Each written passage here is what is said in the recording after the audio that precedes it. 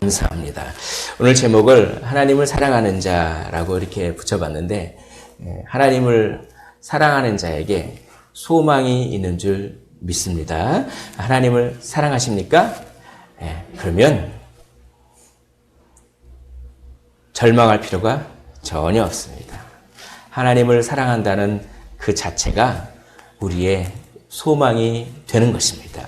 왜 하나님을 사랑하는 것이 우리의 소망이 되는지 그것을 한번 말씀을 통해서 묵상을 해보고자 합니다. 성령께서 시간 특별히 우리의 지성을 새롭게 하시고 우리의 감성을 새롭게 하시고 그래서 거룩한 신앙적인 감정이 충만하고 그 감정이 우리의 의지에 영향을 줘서 이제 우리가 많은 열매를 맺게 되기를 주님의 이름으로 다시 한번 축복을 드립니다. 자, 성령이 우리의 기도를 도우십니다. 그래서 이런 말씀 드렸죠. 개떡같이 해도 찰떡같이 알아들은다. 우리가 우리 마음 가운데 뭔가 마음을 쏟아놓는 기도를 하면 우리가 표현이 미숙해요. 그래도 하나님은 우리 마음 가운데 있는 성령의 생각을 아시고 우리에게 가장 좋은 기도응답을 주십니다. 그 기도응답이 모든 것이 합력하여 선을 이룬다라고 하는 28, 29절의 말씀입니다. 그런데 한 번만 도우시는 것이 아니라 영원 전부터 도우기 시작하셔서 영원까지 도우시는 줄 믿습니다. 그것이 29절과 30절의 말씀입니다. 성령이 우리의 기도를 도우십니다. 그리고 그 기도 응답으로 모든 것이 합력하여 선을 이루십니다. 그리고 한 번만 도우시는 것이 아니라 영원히 도우시는 줄 믿습니다. 이것이 지난주에 한 것입니다. 그래서 모든 것이 합력하여 선을 이룬다라고 하는 것은 그리스도의 형상을 담는 것이라고 말씀드렸습니다. 그리고 삶의 해석이 바뀌는 것입니다. 삶의 해석이 바뀌고 우리의 인격이 바뀌는 것이 모든 것이 합력하여 선을 이룬다라고 말씀드렸습니다. 그리스도의 형상을 담는다는 것은 그리스도의 성품을 담는다는 것입니다. 그리스도처럼 온유해지고 그리스도처럼 많이 기다려주고 참아주고 허물을 덮어주고 그리스도처럼 희생해서 그리스도처럼 그렇게 사랑에 풍성해서 그리스도처럼 하나님 아버지께 온전히 순종하는 그런 성품을 닮아가는 것이 선입니다. 그런데 그리스도의 성품만 담는 것이 아니라 그리스도의 몸 또한 담습니다.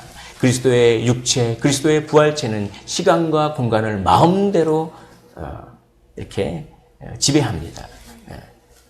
그래서 우리도 저 새하늘과 새 땅에서 그런 영광스러운 육체를 입고 시간과 공간에 제한되지 않게 그러면서 대리 통치자 새롭게 된 이 우주를 허무함에서 벗어난 썩어짐에서 벗어난 엔트로피 법칙 그런 거에 얽매여 있지 않는 그런 우주를 지구를 다스릴 것입니다. 이게 그리스도의 형상을 담는 것이라고 지난주에 말씀을 드렸습니다. 우리의 구원은 스케일이 작지 않습니다. 구원 받으셨습니까? 구원이 뭡니까? 이렇게 물어보면 잘 모르겠죠. 구원은 우리가 성품으로 예수님처럼 되는 거고 우리의 육체도 예수님처럼 영광스러워져서 새롭게 된 지구를 다스리는 것이 구원입니다. 그리고 그 구원이 지금 현재 우리에게 이루어졌습니다. 그러나 구원의 완성은 미래에 이루어질 것입니다. 이것을 이미와 아직이라고 하는 이미 구원을 받았지만 그러나 아직 구원을 안 받는 그렇게 신학적으로는 그런 얘기를 합니다. 여러분들에게 이걸 소개시켜 드린 이유는 구원의 영광스러움을 강조하고 싶어서입니다. 한번 따라해 볼까요? 이미 구원을 받았으나 아직 구원을 받지 않았다. 시작. 이미 구원을 받았으나 아직 구원을 받지 않았다. 우리는 이미와 아직 사이에 거룩한 긴장의 삶을 살아가고 있습니다. 예수님을 많이 닮아서 우리의 상급은 차등이 있습니다. 구원은 받더라도 많은 영광을 받으시기를 원합니다. 자, 그런데 이제 오늘 이 모든 것으로 선을 이루신다라고 하는 것을 조금 더 자세히 살펴볼 필요가 있습니다. 이것을 경험했을 때 저는 해방감과 자유를 느꼈습니다. 그리고 삶에 연연하는 것을 많이 해결할 수가 있었습니다. 자존심이 아주 강했던 제가 자존심으로부터 많이 해방될 수 있었습니다. 성과를 중요시했던 제가 뭐 하나 하면 끝장을 봐야 물론 그런 성격 좋죠. 그 끝장을 보느라 다른 사람들에게 상처를 많이 줬던 제가 이 말씀을 경험하고 나서 여유로워졌습니다. 여유로워지는데 이상하게 하나님께서 내가 상상하지 않았던 방법으로 도와주시는 거예요. 그걸 경험하시기를 주님의 이름으로 축복을 드립니다. 자, 말씀을 한번 읽어볼까요? 너무나 좋은 말씀입니다. 시작. 하나님을 사랑하는 자, 곧 그의 뜻대로 부르심을 입은 자들에게는 모든 것이 합력하여 선을 이루느니라 라고 말씀합니다. 사실 이 말씀 전후 문맥을 보면 너무나도 좀 암울합니다.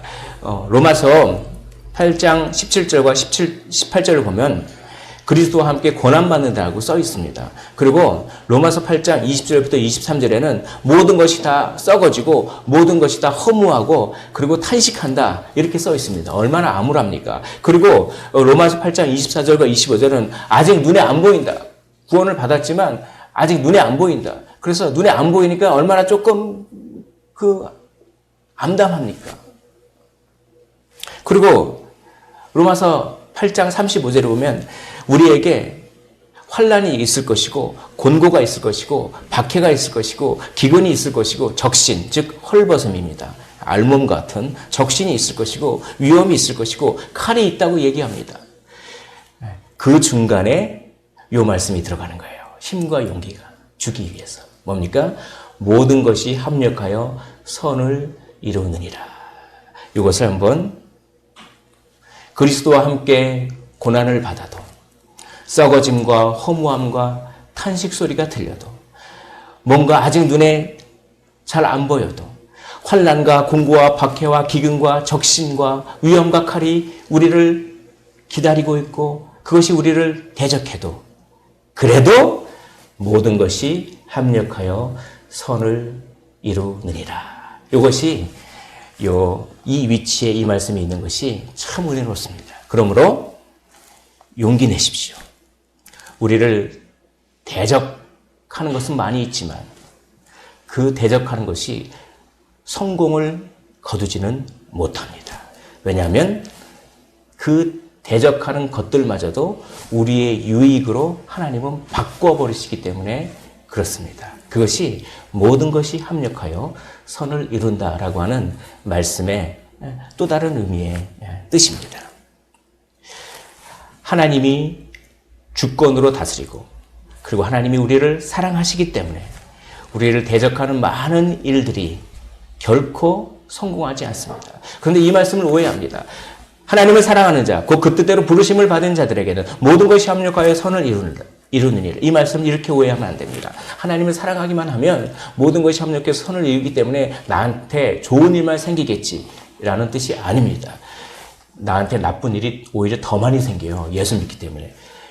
뭐냐면 그 나쁜 일도 나의 유익으로 바뀐다라고 하는 것입니다. 이것이 하나님의 주권과 하나님의 사랑 때문에 대적하는 일이 성공하지 못한다라고 하는 그런 뜻입니다. 이것이 저에게 큰 해방감을 줬습니다. 이것이 대적하는 일도 우리의 유익을 위해 하나님께서 사용하십니다. 그래서 바울은 이렇게 고백합니다. 만일 하나님이 우리를 위하시면 누가 우리를 대적하리요? 하나님이 우리 편이라면 누가 우리를 대적하리요? 대적이 없다는 얘기가 아닙니다. 하나님이 우리 편이면 우리를 대적하는 것도 우리의 유익을 위해서 바꿔버리신다. 누가 우리를 대적하리요? 이렇게 감격하고 있는 이 바울의 이 모습을 우리가 한번 상상해 보면 너무 좋겠습니다. 자, 이 성경에는 이렇게 살았던 사람들이 많이 나옵니다. 오늘 몇 분만 한번 살펴보겠습니다. 요셉입니다. 요셉은 억울한 누명을 썼습니다. 억울한 인생, 그리고 막히는 인생입니다. 조금 잘하려고 그러면은 또 누명을 써서 맨 처음에는 그 꿈 얘기 한번 잘못했다가 그냥 그 형들의 미움을 사서 그냥 그래가지고 그냥 팔려가가지고 노예로 팔려가지고 근데 워낙 총명하고 일을 잘하니까 또 이렇게 조금 좋은 일이 생길라 그럴 때 그때 또 그냥 그 누명을 또 써가지고 그냥 그래가지고 옥에 갇혀서도 그렇게 요셉은 낭망하지 않았던 것 같습니다. 그냥 그렇게 하나님과 해서 이렇게 친밀한 관계를 쌓으면서도 그래서 기회가 옵니다. 꿈을 해석해 줬습니다. 그러면 당장 무슨 일이 있어야 되는데 2년 동안 그 사람이 꿈 해석을 받아서 감옥에 나간 사람이 2년 동안 잊어버려요. 그러니까 막혀요. 뭔가 일이 되려고 그러면 딱딱 막혀버립니다. 우리 인생을 살 때 그럴 때가 있지 않습니까? 그때 그게 그렇게 됐어야 되는데 그때 그게 그렇게 됐어야 되는데 그게 그렇게 안 되는 바람에 내가 이 모양이 꼴이야. 그때 그 위층 집을 샀어야 되는데 그때 그 아래층 집을 사가지고 그때 저 아파트를 사였어야 되는데 그 길 건너 맞은편 아파트를 사가지고 그때 그랬어야 되는데 그런 게 얼마나 많습니까? 이 요셉이 그런 인생을 우리에게 상징합니다. 억울함을 얼마나 못 참는지 모르겠어요. 저도 참 조금만 억울하면은 그걸 그렇게 못 참겠더라고요. 그걸 어떻게든 자기 변명을 해야 돼요. 억울함, 또 막히는 인생. 그런데 하나님은 그것을 선으로 바꾸셨습니다. 그리고 요셉은 그것을 알았습니다. 요셉은 해석이 바뀌었습니다. 눈이 바뀌었습니다. 삶을 해석하는 눈이 바뀌었습니다. 그래서 창세기 50장 20절에 이렇게 고백합니다. 형님들은 나를 해하려 했으나 하나님은 그것을 선으로 바꾸사 오늘날과 같이 많은 생명을 구원하게 하시려 그랬습니다. 내가 억울하면 하나님은 그 억울함을 사용하셔서 많은 사람을 구원하는 통로로 사용하십니다. 그러므로 나의 이 억울함은 나중에 엄청난 상급으로 보상받을 줄 믿습니다. 이것이 합력하여 선을 이루는 것입니다. 억울함에 너무 좌절하지 마십시오. 인생은 사실 좀 억울한 것이 많이 있는 것입니다. 그런데 이 억울함을 하나님께서 계획하십니다. 억울함을 계획하셔서 우리의 인격을 더 많이 참을성 있는 인격으로 바꾸시고 그 억울함을 계획하셔서 그 억울함을 사용하셔서 많은 사람을 구원하는데 하나님은 쓰십니다. 그것이 모든 것이 합력하여 선을 이루는 것입니다. 억울할 때 그래, 이 억울함을 통해서 내가 예수님을 더욱 닮고 이 억울함을 통해서 다른 사람들이 구원받겠구나라고 생각하는 것입니다. 그래서 그 억울함을 극복하시기를 원합니다. 욥은 갑작스럽고 이유 없는 박탈을 당했습니다. 갑작스럽고 아무 이유도 없이 욥은 그걸 모르겠습니다. 도대체 내가 왜 고난을 당하는지 이유를 모르겠습니다. 아무런 이유도 모르고 갑작스럽게 자기의 재산을 잃어버립니다. 그리고 자기의 자녀들을 잃어버립니다. 자기의 건강도 잃어버립니다. 종기가 나가지고 기왓장으로 계속 끓고 있어요. 계속 끓고 있습니다. 욥은 하나님께 물어봤습니다. 하나님 왜 그러죠? 저는 하나님과 친밀한 관계에 있지 않았습니까? 근데 왜 저한테 고통을 주십니까? 근데 하나님 대답을 안 하세요. 그래서 욥은 이렇게 얘기합니다. 내가 하나님을 찾을 수 없지만 하나님은 나를 찾고 나를 알고 계시지. 그리고 지금 이건 훈련이야. 이 훈련을 통해서 내가 아주 순금같이 나올 거야. 라고 고백합니다. 그러나 나의 길을 그가 아시나니 그가 나를 단련하신 후에 내가 순금과 같이 정금과 같이 나오리라 라고 하는 이 고백, 눈이 바뀌었습니다. 삶을 해석하는 눈이 바뀌었습니다. 그래서 욥기 42장 5절에 전에는 하나님을 귀로만 듣기로 했지만 이제는 눈으로 주를 배움나이다. 모든 것들이 합력하여 선을 이루는 사람에게는 눈이 바뀝니다. 사랑하는 성도 여러분, 눈을 바꾸십시오.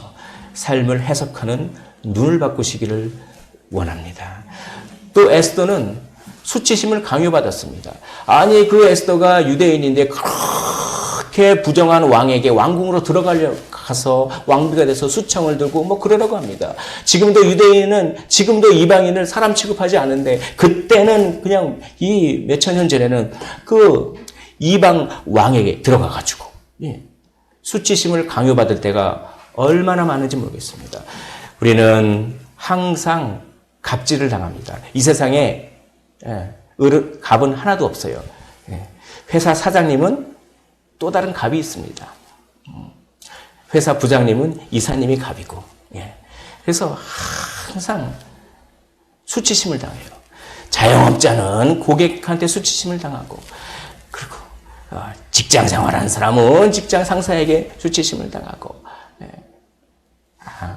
갈굼을 당하고, 우리는 항상 그렇습니다.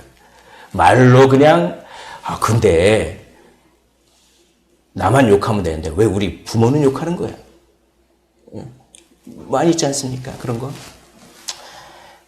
그렇게 수치심을 강요받을 때가 얼마나 많은지 모르겠습니다. 그런데 그것을 영광스럽게 생각하십시오.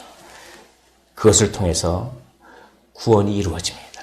그것을 통해서 우리의 인격이 주님의 인격을 더 담는 것입니다. 그렇게 에스더가 이렇게 수치심을 강요받아가지고 그렇게 들어가서 왕비가 됐습니다. 그런데 갑자기 하만이라고 한 사람이 그냥 이스라엘을 시기해가지고 이스라엘을 다 죽이려고 계획을 세웁니다. 그래서 그 계획이 거의 성공 직전에 이릅니다. 그때 모르드게라고 하는 에스더의 삼촌이 에스더에게 이렇게 얘기합니다. 네가 왕궁으로 들어가게 된 것은 물론 수치심을 강요받는 그런 좀 고난의 그런 것들이 있지만 네가 왕궁으로 들어가게 된 것은 이때를 위함이 아닌지 모르지 않겠느냐. 이때를 위함이 아닌지 하면서 그 에스더가 그 말을 듣고 이런 얘기를 합니다. 좋습니다. 죽으면 죽으리라. 죽으면 죽겠습니다. 라고 왕궁으로 들어가서 어떻게 해가지고 어떻게 합니까? 이스라엘을 죽이려고 했던 하만이 오히려 처형을 당하고 이스라엘이 구원받습니다. 우리가 수치심을 강요받을 때 이때를 위함입니다. 우리의 수치심을 하나님은 거룩하게 사용하십니다. 힘과 용기를 얻으십시오.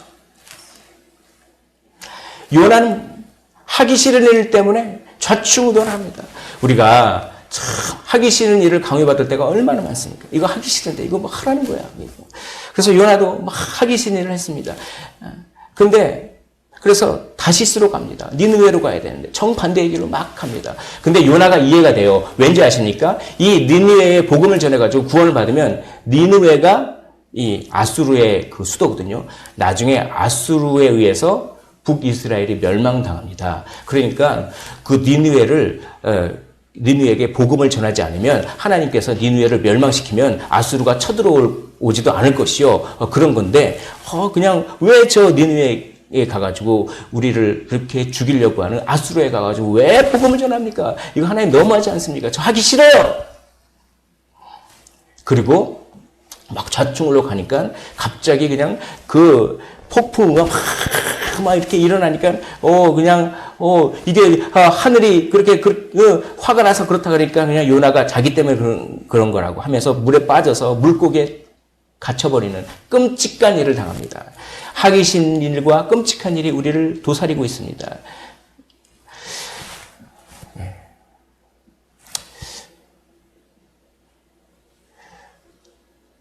신혼 혼수를 장만하러 이렇게 금은방 같은 데 가다가 어디서 뭐가 떨어져서 이렇게 사고를 당해서 이렇게 세상을 떠나는 아마 그런 뉴스를 본 적이 있습니다. 갑작스럽고 끔찍하죠. 또 요즘 억울한 옥살이를 한 사람 얘기가 많이 나오지 않습니까?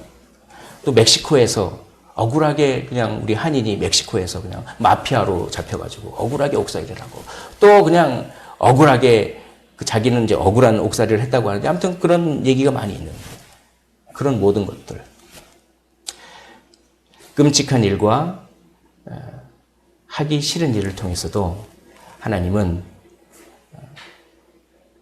선한 일, 구원이라고 하는 선한 일을 그렇게 계획하시는 것입니다. 그리고 그리스도의 십자가는 이 모든 고난을 다 예표합니다. 그리스도는 억울하기로 따지면 그리스도만큼 억울하신 분이 없습니다. 누명을 쓰기로는 그리스도만큼 누명을 쓰신 분이 없습니다. 그리스도는 정말 요나는 불순종했지만 그래서 억지로 끌려갔지만 그리스도는 자원하셨습니다. 그리스도는 수치심을 당했습니다. 그리스도는 박탈당했습니다. 자신의 지위를 하나님이라고 하는 지위를 박탈당하셨습니다. 그리스도는 자신의 목숨도 박탈당하셨습니다. 그런데 중요한 것은 그리스도의 그 고난을 하나님께서 계획하셨다는 것입니다. 사도행전 4장 27절과 28절을 보면 헤롯과 빌라도는 이방인과 이스라엘 백성과 합세하여 하나님께서 예정하신 그것, 십자가죠. 하나님께서 예정하신 그것을 행하려고 라고 합니다. 우리가 고난을 당할 때 그 고난은 두 가지 차원이 있습니다. 하나는 악한 영이 그 고난을 그렇게 사용하고 합니다. 그러나 거기에는 하나님의 계획과 주권이 있는 것입니다. 그래서 이 십자가를 통해서, 이 고난을 통해서 하나님은 우리를 살리셨습니다. 이것이 모든 것이 합력하여 선을 이루는 것입니다. 혹시 억울한 일이, 또한 수치심이, 또한 뭔가 재산과 다 박탈감과 상대적인 박탈감이, 또한 하기 싫은 일을 억지로 하고, 또한 갑질을 당하고, 그럴 때 모든 것이 합력하여 선을 이룬다고 하는 이 말씀을 기억하시기를 원합니다. 모든 것이 우리의 유익과 하나님의 영광을 위해서 협력합니다. 그런데 이 약속은 모든 사람을 위한 것이 아닙니다. 이 약속은 하나님을 사랑하는 자만이 해당되는 것입니다. 오늘 말씀을 보십시오. 하나님을 사랑하는 자라고 되어 있습니다. 하나님을 사랑하는 자에게 모든 것이 합력하여 선을 이루는 것이지 하나님을 사랑하지 않는 자에게는 고난은 고난일 뿐입니다. 그러나 하나님을 사랑하는 자는 고난이 유익으로 바뀌는 것이죠. 로마서 5장 2장 5절에 보면 내 고집과 회개하지 아니한 마음을 따라, 고집이 얼마나 센지 모르겠습니다. 인간이 회개하지 않습니다. 성령께서 은혜 주시지 않으면 결단코 회개할 수 없는 것이 인간입니다. 그날에 임할 진노를 내게 쌓는도다. 이렇게 하나님을 사랑하지 않는 사람은 일상을 그냥 그대로 살아가잖아요. 그러면 그 일상이 전부 진노를 쌓는 것입니다. 왜냐하면 우리의 삶을 마땅히 하나님께 영광을 돌리고 마땅히 하나님께 감사를 드리는 것이 우리의 삶인데, 하나님을 모르는 사람은 그걸 하지 않아요. 그리고 자기의 어떠함을 위해서 그냥 사는 거예요. 그러니까 그냥 평범한 일상이 전부 진노가 쌓이는 것입니다. 하나님을 찬양하는데 일상을 사용하지 않아서 그렇습니다. 그것이 로마서 2장 5절의 말씀입니다. 존 파이퍼는 이렇게 얘기합니다. 하나님을 사랑하지 않는 사람의 모든 경험은 선으로 이끌지 않고 영원한 비극으로 이끌 것입니다. 신자에게는 나쁜 일도 선한 결과를 가져오지만 불신자에게는 좋은 일도 악한 결과를 가져옵니다. 왜냐하면 좋은 일이 생기면 하나님을 잊어버리고 교만하기 때문에 하나님 나라의 관점에서는 그것이 악한 결과인 것이죠. 그러면 하나님을 사랑하는 것이 무엇입니까? 하나님을 사랑하지 않는 것이 무엇인지 먼저 말씀을 드리겠습니다. 하나님의 필요를 채우는 것이 사랑이 아니에요. 하나님은 부족하신 분이 아닙니다. 우리의 공급을 필요로 하지 않습니다. 사람을 사랑하는 것과 하나님을 사랑하는 것은 차이가 있습니다. 사람을 사랑하는 것은 그 사람에게 필요한 것을 공급해주고 돈도 주고 가서 뭐도 섬겨주고, 그게 사랑 아닙니까? 그러나 하나님은 그렇게 필요를 채우는 것으로 사랑하는 것이 아닙니다. 하나님을 사랑하는 것은 하나님께 받는 것입니다. 자, 한번 따라해 볼까요? 받는 것이 사랑하는 것이다. 시작. 하나님께 부지런히 받으십시오. 그런데 의외로 받을 줄 모릅니다. 죄성이 있는 사람은 하나님께 받는 경험을 하면 그 안에 기쁨이 샘솟는 것입니다. 이것이 하나님을 사랑하는 것이고 우리의 의존을 통해서 영광 받으시는 하나님이라고 조나단 에드워즈는 얘기합니다. 우리가 하나님을 더 많이 의존하고 하나님 이거 해주세요, 이거 해주세요 하면서 하나님이 어린아이가 정말 그 부모를 전적으로 의지하듯이 그렇게 의존하면서 하나님께 사랑을 받는 것이야말로 하나님을 진정으로 높이고 영광을 돌리는 것입니다. 그런데 여기서 좀 함정이 있습니다. 하나님을 받는 것인데 하나님 받는 선물을 사랑하면 안 됩니다. 하나님께 구원을 받았습니다. 하나님 자체를 사랑해야지 구원을 사랑하면 안 됩니다. 하나님께 받은 용서, 칭의, 지옥에서 벗어남, 부활 이런 것들을 소중하게 여기긴 해야 되지만 그 자체를 사랑하는 것이 하나님을 사랑하는 본질이 아닙니다. 하나님을 사랑하는 본질은 그런 선물들 안에 드러난 하나님 자신, 하나님의 성품, 하나님은 이렇게 사랑하셔, 하나님은 이렇게 영광스러운 분이야 라고 하면서 그 선물들 안에 드러난 하나님 자신을 사랑해야 되는 것입니다. 그리고 하나님을 위해서 행하는 일들이 하나님을 사랑하는 것이 아닙니다. 그것은 사랑의 열매일 뿐이지 사랑 자체는 아닙니다. 그런데 여기서 좀 조심해야 합니다. 그러니까 하나님을 위해서 일을 하지 말라는 얘기가 아니라 거꾸로 하나님을 진정으로 사랑하는 시금석은 열매를 통해 알리라라고 주님은 말씀하셨기 때문에 이 두 개가 균형이 잡혀야 되는 것입니다. 그러니까 너무 하나님을 위해서 내가 이것도 하고 저것도 하고 그렇게 일적으로만 생각하는 사람은 본질을 생각해야 됩니다. 근데 본질만 생각하고 나는 마음으로 하나님을 사랑만 하면 되지라고 하는 사람은 그게 스스로 속는지 점검해 봐야 됩니다. 내가 손과 발을 안 움직인다면. 그래서 그 두 개가 균형이 잡혀져야 되는 것입니다. 하나님을 사랑한다고 하면서 자신을 사랑할 수 있습니다. 보람과 사랑을 구분해야 합니다. 하나님을 하나님이기 때문에 사랑하십시오. 그런 마음이 강하게 들 때도 있고 약하게 들 때도 있고 그리고 나는 하나님을 안 사랑하는 것 같아 라고 영적 침체에 빠져 있을 때도 있지만 한번 하나님을 사랑하겠노라고 마음을 먹었다면 사실 우리가 지금 사랑이 조금 연약하고 그래도 그 사랑은 우리 안에 계속 있는 것입니다. 그런 사람에게는 모든 것이 다 유익으로 바뀐다라고 하는 것을 믿으시기를 원합니다. 그런데 이 하나님을 사랑하는 것을 내가 하나님을 사랑하는지 어떻게 합니까? 좀 더 구체적으로 말해 주세요.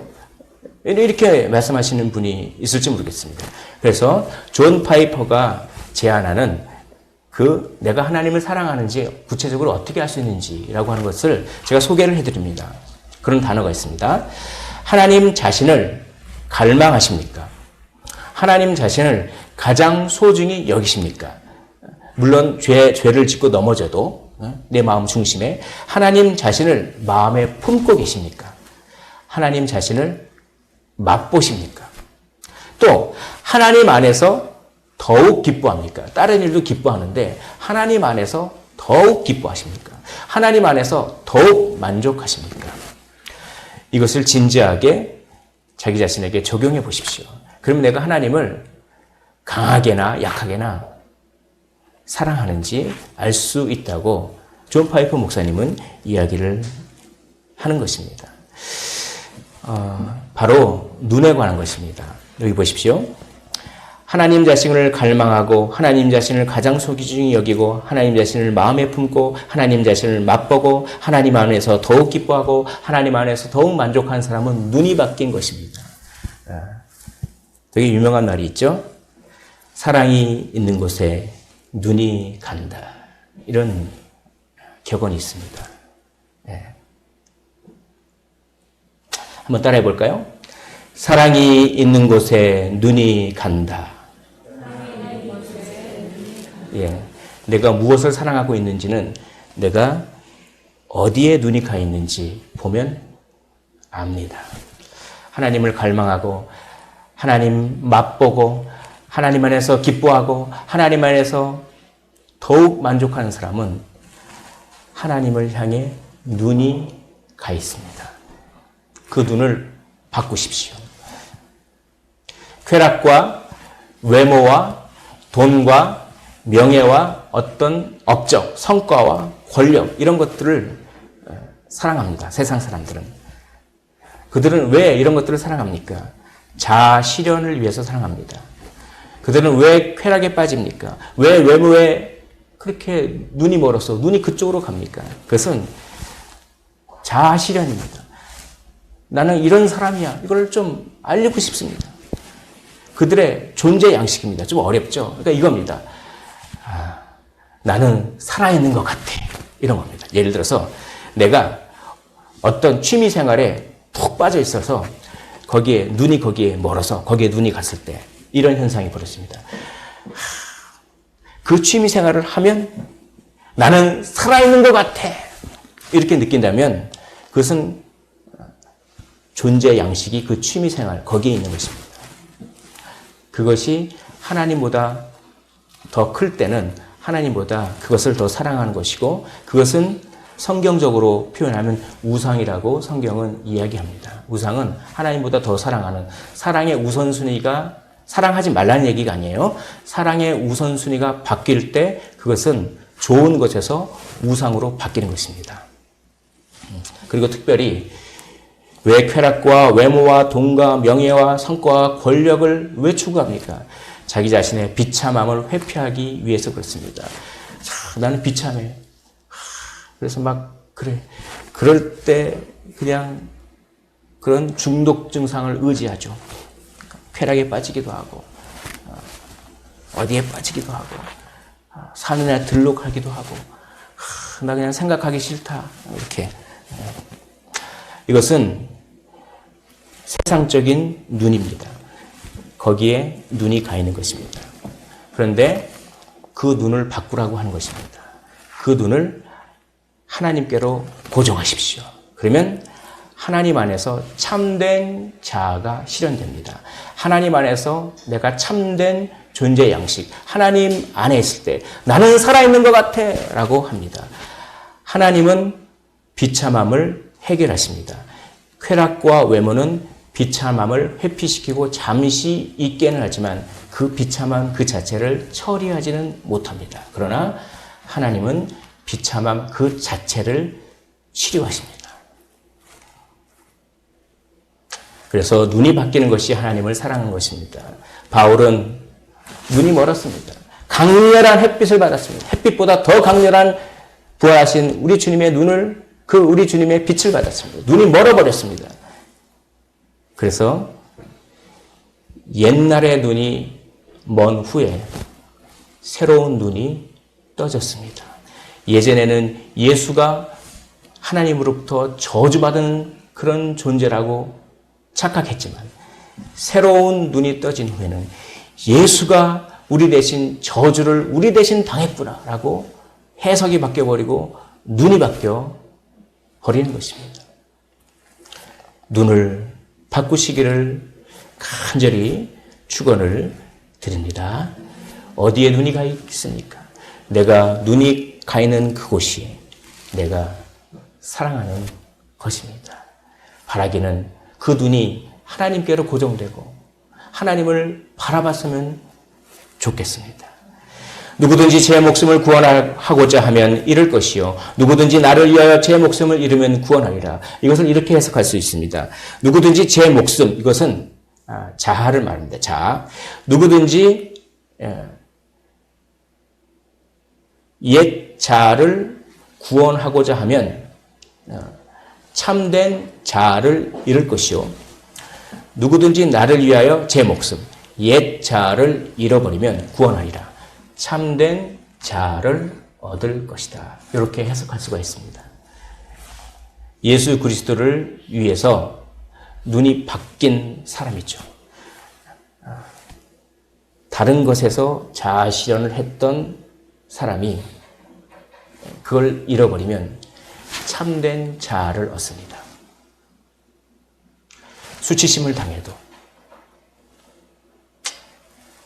하기 싫은 일을 강요받아도, 억울한 옥살이를 하고 억울한 누명을 덮어쓰고 재산을 잃어버리고 건강을 잃어버리고, 그래도 눈이 바뀌면 그 고난 가운데서도 비참하지 않습니다. 참된 자아를 실현할 수 있는 것입니다. 이것이 모든 것이 협력하여 선을 이룬다고 하는 말씀입니다. 눈이 바뀐 사람들이 이렇게 고백합니다. 눈이 바뀐 사람들이. 주 예수보다 더 귀한 것은 없네. 눈이 바뀌었습니다. 옛날에는 주 예수보다 귀한 게 더 많았습니다. 그런데 눈이 바뀌었습니다. 주 예수보다 더 귀한 것은 없네. 이 세상 부귀와 바꿀 수 없네. 영 죽은 내 대신 돌아가신 그 놀라운 사랑 잊지 못해. 세상 즐거움 다 버리고 세상 자랑 다 버렸네. 주 예수보다 더 귀한 것은 없네. 예수 밖에는 없네. 지금 나의 눈이 예수에 멀었습니다. 나의 눈이 예수께 고정되었습니다. 라고 하는 말입니다. 이 찬양을 북한 지하교회 성도들이 그렇게 많이 합니다. 그렇게 많이 하고, 그 다큐멘터리 영화 보면 주 예수보다도 귀한 것은 없네. 이 세상 부귀와 바꿀 수 한번 같이 할까요?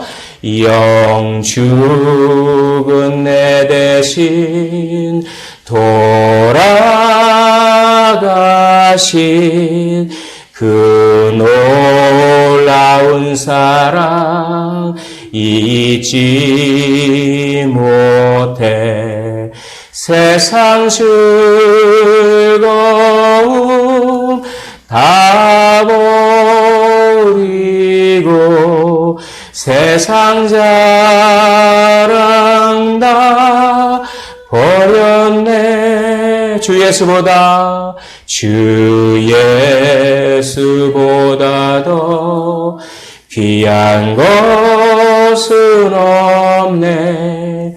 예수 밖에는 없네. 이 찬양을 하고 총살을 당합니다. 그러니까 지하교회 성도가 발각돼서 총살 당하기 전에 이 찬양을 부르는 모습을 보았습니다.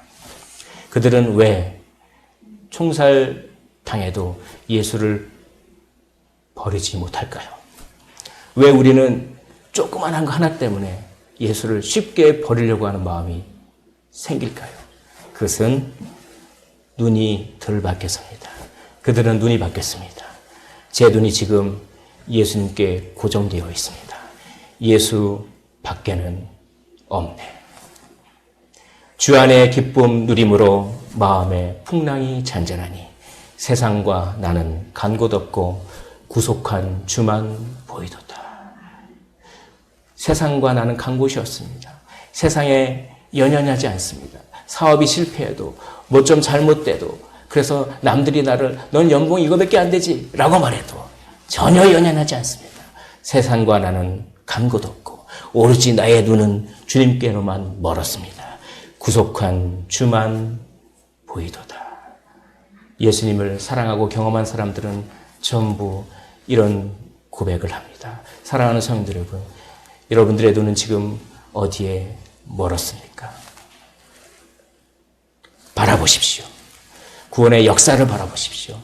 성실하게 약속을 지키시는 성령님을 바라보십시오. 십자가를 바라보십시오. 조건적이면서도 무조건적인 십자가의 사랑을 바라보십시오. 우리는 무조건적으로 사랑하는 것을 탁월하다고 합니다. 그래서 어떤 그 유행가 가사에 당신이 나를 사랑하는 것은 무조건이야. 뭐 이런 그런 트로트도 있지 않습니까? 당신을 향한 나의 사랑은 무조건이야. 이런 말이 있지 않습니까? 무조건 사랑한다는 것은 굉장히 사랑이 탁월하다는 것을 세상 사람도 인정합니다. 그런데 예수님은 우리는 무조건 사랑하셨습니다. 하나님 우리는 무조건 사랑하셨습니다. 우리는 사랑받을 자격이 없었습니다. 그래서 무조건 사랑하셨습니다. 그런데 그러면 문제가 됩니다. 그러면 하나님은 정의로운 분이 아니지 않는가? 우리의 죄를 무조건 덮어주면 도대체 하나님은 공의로운 분인가? 그래서 하나님은 자기 아들을 죽이셨습니다. 그래서 자기 아들이 그 조건을 갖추시고 그 조건을 우리에게 주셨습니다. 그래서 하나님의 사랑은, 예수님의 사랑은 조건적이면서 무조건적인 사랑입니다. 할렐루야. 우리에게 구원받을 자격과 조건을 주시기 위해서 우리가 그 자격과 조건을 스스로 노력으로는 할 수 없으니까 자기의 아들을 죽이시면서까지 우리를 구원하기 위한 조건을 만드시고 그래서 정의를 확보하시고 우리를 무조건 사랑하기 위해서 그 조건을 공짜로 우리에게 무조건 주심으로 말미암아 조건적이면서도 무조건적인 사랑을 하셨습니다. 할렐루야. 이 사랑을 묵상하십시오. 이 사랑을 바라보십시오. 어찌 하나님에게 반하지 않을 수가 없습니까? 어찌 하나님이 아름답게 보이지 않을 수가 있겠습니까? 어찌 하나님을 갈망하지 않을 수가 있겠습니까? 오직 하나님 안에서 더 만족하지 않을 수 있겠습니까? 하나님이 우리를 사랑하심으로 우리가 하나님을 사랑할 수 있고 우리가 하나님을 사랑함으로 하나님은 우리에게 약속을 주십니다. 어떤 것도 너를 대적하는 데 성공하지 못할 것이다. 모든 것들이 합력하여 선을 이루기 때문이다. 그리스도를 믿고 사랑하는 것이 하나님을 우리 편 되게 하는 유일한 방법이며 그것이 그리스도인의 소망인 줄 믿습니다. 그리스도의 소망은 하나님을 사랑한다는 것 그 자체입니다. 내가 하나님을 사랑하는 갈망함이 있으면 엄청난 상속을 이미 받았습니다. 눈을 바꾸십시오. 그러면 모든 것이 선이 됩니다. 우리가 알거니와 하나님을 사랑하는 자, 곧 그의 뜻대로 부르심을 입은 자들에게는 모든 것이 합력하여 선을 이루느니라. 우리 찬양